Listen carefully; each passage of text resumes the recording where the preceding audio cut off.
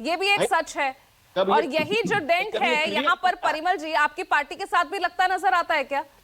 भाई बिहार में भी तो जातिगत सर्वे हुआ ना, जिसका क्रेडिट आप लगातार लेते निकलते हैं। देखिए पूजा जी, मैं कई बार आपके चैनल पर स्पष्ट कर चुका हूं कि हमारे आदरणीय नेता नीतीश कुमार की जो नीति रही है वो जाति को चुनावी एजेंडे के रूप में नहीं देखते हैं। वो जाति को as a instrument of development के रूप में देखते हैं। और जब अब बिहार में तो आप जानते ही हैं कि जो जाति आधारित सर्वे करवाया गया वो हमारे नेता के व्यक्तिगत प्रयासों का परिणाम था।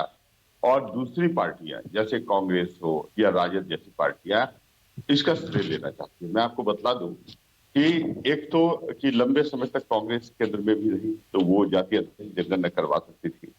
और 2011 में जो सोशियो इकोनॉमिक सर्वे हुआ उसमें यूपीए में शामिल थे लालू प्रसाद यादव जी। तो इन्होंने क्यों नहीं उसको सर्वे नहीं करवाया? कारण है कि 2011 के जो सेंसस इन लोगों ने करवाया वो नियम कानून को तोड़ते हुए, धज्जियां उड़ाते हुए, सिर्फ राष्ट्र को बतलाने के लिए इन्होंने करवाया। आपको पता ही है कि जो सोशियो इकोनॉमिक सर्वे करवाया गया वो डिपार्टमेंट ऑफ ये सेंसस डिपार्टमेंट के द्वारा करवाया ही नहीं गया था। तो ये लोग देखिए, ये लोग जनता के आंख में धूल झोंकने की बात आप बिहार पर आइए ना, मैंने तो आपका बिहार का जातिगत सर्वे हुआ, मैं तो सीधा उस पर बात कर रही हूं। निश्चित रूप से देखिए, जातीय सर्वे को आप बताइए ना, नहीं करवा पाए ना आप शामिल। केंद्र में आप इतनी मजबूत लाठी की तरह हैं, उसके बावजूद भी इस मामले पर आप असहाय नजर आते हैं।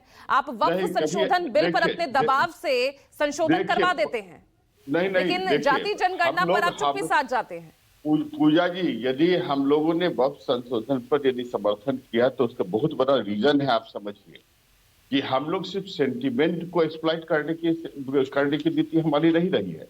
बिहार में 73% पासमानदा मुसलमान हैं जो वक्फ के संपत्ति से महरूम रहे हैं। उनको न शिक्षा मिली न रोजगार।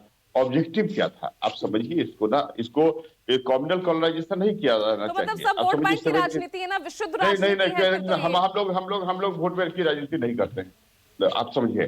हमारे पार्टी में 1 करोड़ देखिए, नहीं मैं बता दूं, नहीं तो एक्चुअली वो मास है, तो क्या है ये?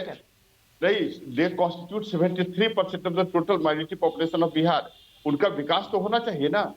अब समझे, सिर्फ धर्म के आधार पर या धर्म के नाम सुनकर हम डर जाएं और जब जनहित में हम काम नहीं करें, ये तो बुजदिली होगी। और ये विजन हमारे नेता का है नहीं।